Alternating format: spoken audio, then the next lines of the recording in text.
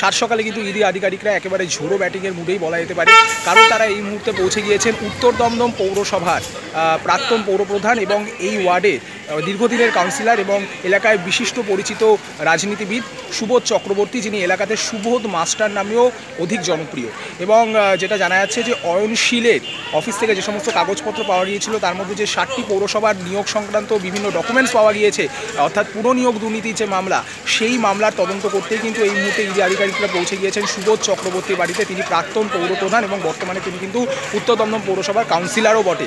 এবং সব মিলিয়ে যেটা জানা যাচ্ছে যে অয়নশীলের অফিস থেকে যে কাগজপত্র পাওয়া গিয়েছে এবং তাতে যে টাইম স্প্যানের কথা লেখা আছে, সেই টাইম স্প্যানের সাথে সুবোধ চক্রবর্তী যে সময়টাতে উত্তর দমদম পৌরসভার পৌরপ্রধান পদে ছিলেন সেই সময়টা অনেকটাই মিলে যায়। ফলে স্বাভাবিকভাবেই তিনি ইডির আতশ কাচের বা ইডির তদন্তের আওতায় পড়ে গিয়েছেন। এবং যেটা জানা যাচ্ছে যে সুবোধ চক্রবর্তীর ছেলে এবং মেয়ে তারা দুজনই কিন্তু পৌরসভায় উচ্চপদস্থ দুটি পদে কিন্তু তারা কর্মরত। ফলে সেই চাকরির সংক্রান্ত ব্যাপারেও কোনো রকমভাবে কোনো প্রভাব কাটানো হয়েছে কিনা বা কোনো রকম দুর্নীতি হয়েছে কিনা সেই নিয়েও কিন্তু রাজনৈতিক মহলে এই মুহূর্তে প্রশ্ন উঠছে। অপরদিকে আমরা দেখলাম যে কিছুক্ষণ আগেই কিন্তু এখানে যারা আইসি রয়েছেন, দমদম থানার অন্তর্গত এই এরিয়াটা, এই এলাকাটা দমদম থানার অন্তর্গত, ফলে দমদম থানার অন্তর্গত বলে এখানে কিন্তু দমদম থানার আইসি এসে পৌঁছন এবং তিনি কিন্তু সুবোধ চক্রবর্তীর বাড়ির সামনে যারা প্রহরা দিচ্ছিলেন ইডি আধিকারিকদের তরফ থেকে যারা নিযুক্ত হয়েছেন সেই সিআরপিএফ কর্মীরা, তাদের সাথে কথা বলেন এবং ভেতর থেকে একজন আধিকারিকও এসে তার সাথে কথা বলেন। তিনি ভিতরে ঢুকতে চান, ঢুকবার জন্য আবেদন করেন, কিন্তু যেটা দেখা গেল কার্যত সেই আবেদন নাকচ হয় এবং অবশেষে দেখা গেল যে তিনি গাড়ি নিয়ে এলাকা ছেড়ে বেরিয়ে যান। যাওয়ার সময় তাকে প্রশ্ন করা হলে তিনি বলেন যে এটি তার এলাকার মধ্যে পড়ছে, তার এলাকাতে একটি রেড চলছে এবং সেই সংক্রান্ত ব্যাপারে তিনি খোঁজখবর নিয়েছেন। এলাকায় এরকম কিছু হলে সেটা খোঁজ নেওয়া তার কর্তব্য, তিনি শুধুমাত্র তার কর্তব্য সম্পাদনের জন্যই এসেছেন।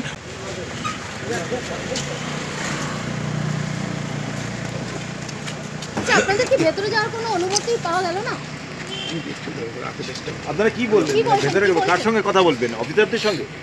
জানলাম ওনার কাছ থেকে, ওনারা যেটা বলেছেন আমি শুনলাম, ওনারা সেটা স্বীকার করলেন। এমনিতে ল অ্যান্ড অর্ডার সিচুয়েশনে কোনো সমস্যা নেই? না, এখানে না। দেখলাম যে সন্দেশখালির ঘটনার পরে এই প্রথমবার কিন্তু রাজ্যে ইডির রেড হচ্ছে এবং আমরা এটাও দেখেছি যে সন্দেশখালির ঘটনা থেকে মোটামুটি অভিজ্ঞতা থেকে শিক্ষা নিয়ে কিন্তু ইডি আধিকারিকরা অত্যন্ত তৎপর। বিশেষ করে আমরা সেটা দেখলাম যে বিভিন্ন তাদের যে যারা সুরক্ষার জন্য যারা এসেছেন অর্থাৎ সিআরপিএফ কর্মীরা, তাদের মধ্যে কিন্তু তাদের মাথায় রয়েছে হেলমেট, তাদের সাথে কাঁদানে গ্যাসের টিয়ার সেল রয়েছে, যেটা আগে দেখা যেত না, এবং দেখা যাচ্ছে একটি সুরক্ষা বর্মও রয়েছে। ফলে সব মিলিয়ে কিন্তু কোনো রকম অপ্রীতিকর পরিস্থিতি যদি উদ্ভূত হয় সেক্ষেত্রে যাতে সেটাকে এড়ানো যায়, সেটাকে ঠেকানো যায় এবং সন্দেশখালির মতো পরিস্থিতি যাতে একেবারে আর সৃষ্টি না হয় সেদিকে কিন্তু নজর রয়েছে ইডি আধিকারিকরা। আমরা দেখেছি যে ইডির যে ডিরেক্টর তিনি সাম্প্রতিক সময়ে এসে বৈঠক করেছেন, ম্যারাথন বৈঠক করেছেন এবং নতুন করে রেড কীভাবে করা হবে তার একটা ব্লুপ্রিন্ট তিনি তৈরি করে দিয়ে গেছেন, এমনটাও কিন্তু ইডি সূত্রে জানা যাচ্ছে। এবং তার পরপরই কিন্তু আজকে ইডির আধিকারিকরা এখানে এসে পৌঁছেছেন এবং তারা কিন্তু এখন অবধি এখানে এই যে বাড়ি দেখতে পাচ্ছেন আপনারা সুবোধ চক্রবর্তীর বাড়ি, প্রাক্তন পৌরপ্রধান এবং বর্তমানে তিনি কাউন্সিলর সুবোধ মাস্টার নামে যিনি এলাকাতে জনপ্রিয়, তার বাড়িতে কিন্তু ইডির আধিকারিকরা এই মুহূর্তে তদন্ত করছেন, ইডির ভিতরে জিজ্ঞাসাবাদ করছেন এবং কাগজপত্র বিভিন্ন তথ্য। ডিজিটাল খবরিলাল, খবর আপনাদের, নজর আমাদের।